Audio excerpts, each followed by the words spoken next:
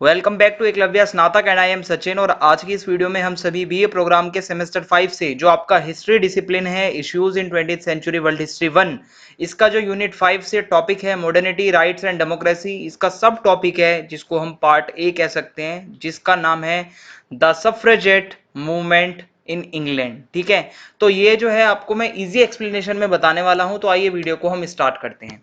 उससे पहले आपको बता दूं कि if you have any query और any doubt you can text me on Instagram and my user name is visible on your screen.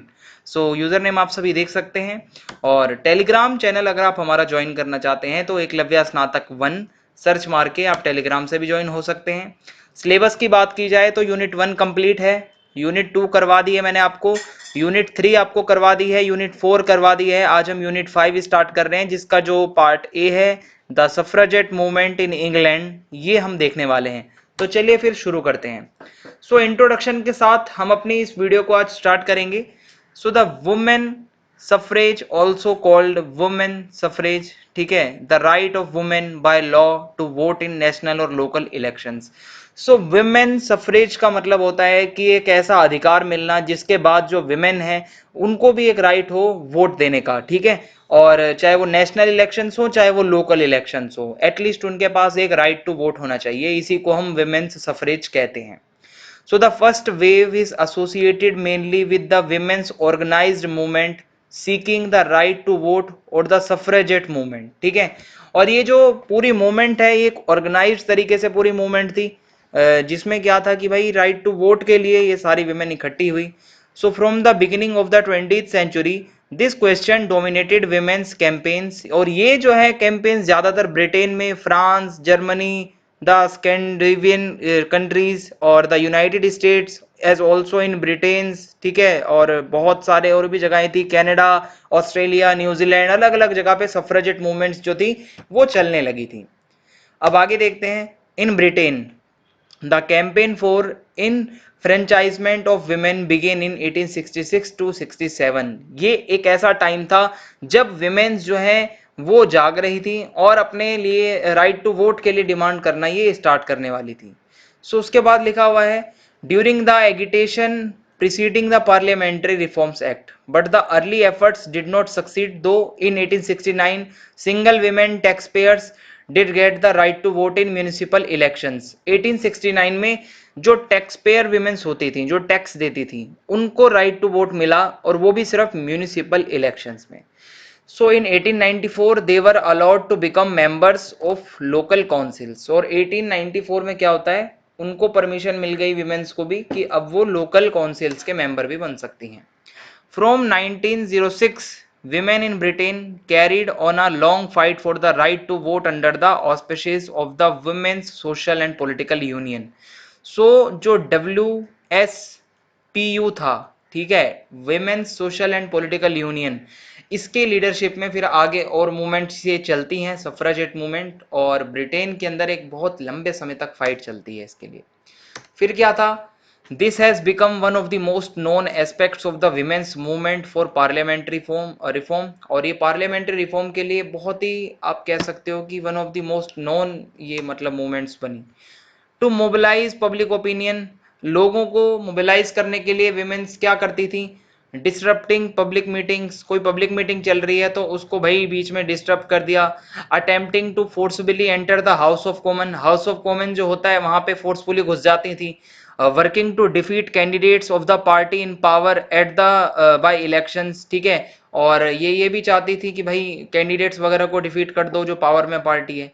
And resorting to acts of vandalism, बहुत बारी भाई ये हुड़दंग में मचा देती थी, जैसे कि पोस्ट ऑफिस में आग लगा देना, पब्लिक प्रॉपर्टी को डैमेज कर देना, बॉम्बिंग करना, हंगर स्ट्राइक पे बैठ जाना। सो ये सब चलता रहता था।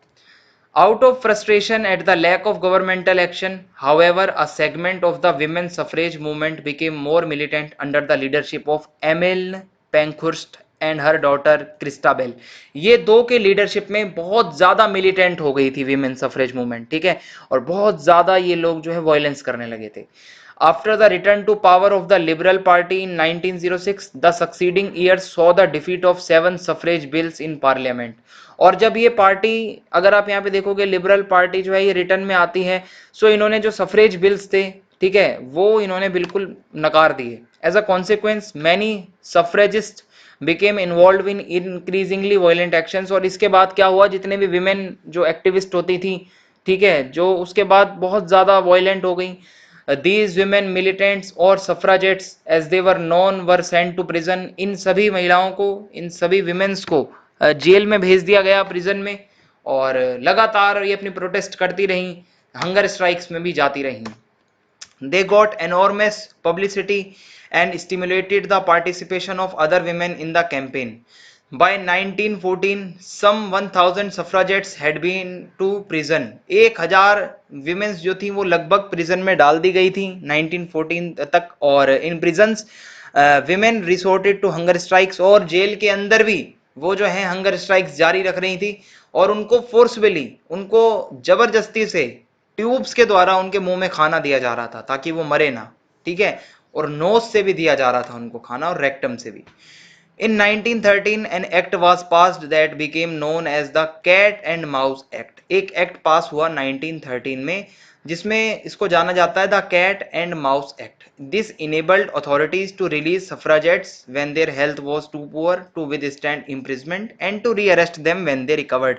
इस एक्ट में कहा गया कि जितने भी महिलाओं को गिरफ्तार किया गया है, अगर इनकी तबीयत, इनकी हेल्थ बहुत ज़्यादा खराब है तो इनको छोड़ दो, जब इनकी हेल्थ वापस से रिस्टोर हो जाए, रिकवर हो जाए, तो वापस इनको अरेस्ट कर लो। ऐसा ये एक्ट में बताया गया। But the government refuse to give away, the press remained hostile and public support remained low. Public की ज़्यादा सपोर्ट नहीं मिल रही थी। The only result of their efforts was to keep the issue of vote for women on the political agenda. और ये सभी women's की एक ही डिमांड थी कि विमेन्स को राइट टू वोट मिले। Alongside this, a non-violent suffragist movement was continued. और साइड बाय साइड क्या था, जो नॉन वायलेंट जो एक्टिविस्ट जितने भी थे वो भी सफ्राजिस्ट मूवमेंट चला रहे थे, ठीक है। So this campaign was abandoned when the first world war started. ये कैंपेन थोड़ा रुक गया जब फर्स्ट वर्ल्ड वॉर स्टार्ट हो गया आपका। In fact when the war came, the suffragettes contributed enthusiastically to the war effort. और यही विमेन्स ने बहुत कंट्रीब्यूशन भी दिया वर्ल्ड वॉर के अंदर। फिर क्या था, after the war in Britain, man aged about 21, 21 साल के ऊपर के mens, and women aged about 30, और 30 साल से ऊपर की विमेन, इनको राइट टू वोट मिल गया 1918 में, ठीक है। A decade later in 1928 the franchise for women was put on the same basis as that of the men. और 1928 में विमेन्स की भी वही हो गई 21, ठीक है, जो मेंस के लिए थी, दोनों की सेम सेम एज कर दी गई। सो the standard interpretation of this development has been that this was done by policymakers out of gratitude for the contribution women had made to the war effort, but there are many problems with this familiar interpretation. So in France too, women made tremendous contribution to the war efforts. तो world war में बहुत efforts थे इनके, इस वजह से भाई सरकार को भी लगा कि हाँ, इनको वोट का अधिकार मिलना चाहिए। In case of Britain, to the question arises as to why in 1918 were women below 30 not given the right to vote। आपने देखा कि पहले 30 साल से ऊपर वाली जो लेडीज थी उनको अधिकार मिला था वोट का, तो क्यों नहीं 30 से नीचे की जो महिलाएं थी उनको अधिकार मिला। So the women between the ages of 21 and 30 were precisely the women who had worked in the factories। और ज्यादातर वॉर के समय पे 21 से 30 साल के बीच की ही लड़कियां, विमेन, महिलाएं थी जो कि काम करती थी फैक्ट्रियों में, और पॉलिटिशियंस को भी मतलब खुशी होती थी। सो जब भी उनको वोट का अधिकार नहीं मिला था।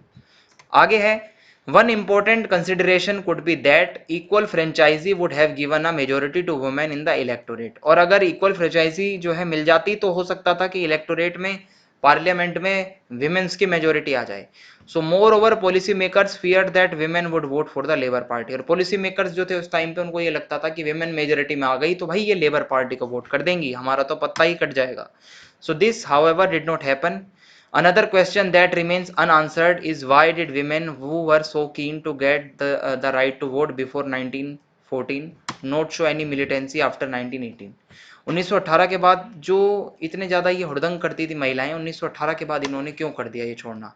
So it may be pointed out here that enfranchisement of women did not affect the predominantly male composition of the House of Commons for decades। In 1918 only one woman was elected, and being a member of the Irish Sinn Féin, she refused to take a seat। The first woman to enter parliament was the Conservative Party, who was elected because of the standing of her family। So ज़्यादा इतना dominate women नहीं कर पाई। On June 19, 1917, the House of the Commons accepted the female suffrage clause in the Representation of the People Bill by 385 votes to 55. In the House of Lords, it was passed by a vote of 134 to 71. So with the successful passage of the Representation of the People Act, all women on the local government register or who were wives of men on the local government register and were over the age of 30 were enfranchised in the general elections in of 1918. ठीक है, ये मैंने आपको पहले बता ही दिया है. फिर उसके बाद आया in 1928 the conservative party with the support of both opposition parties equalised the franchise laws. Conservative party ने लॉज को इक्वलाइज कर दिया, मेल फीमेल दोनों के लिए सेम लॉज हो गए अब. ठीक है, so with this legislation women in Britain were at the last given equal political rights with men. सो इसी तरीके से विमेन्स को राइट मिल गए इंग्लैंड के अंदर. अगर आपको वीडियो अच्छी लगी हो तो आप चैनल को सब्सक्राइब करना ना भूलें. ज्यादा से ज्यादा वीडियो को लाइक करें और कमेंट बॉक्स में आप जरूर बताएं कि वीडियो आपको कैसी लगी. ज्यादा से ज्यादा वीडियो को शेयर करें. जय हिंद, जय भारत, बहुत बहुत धन्यवाद.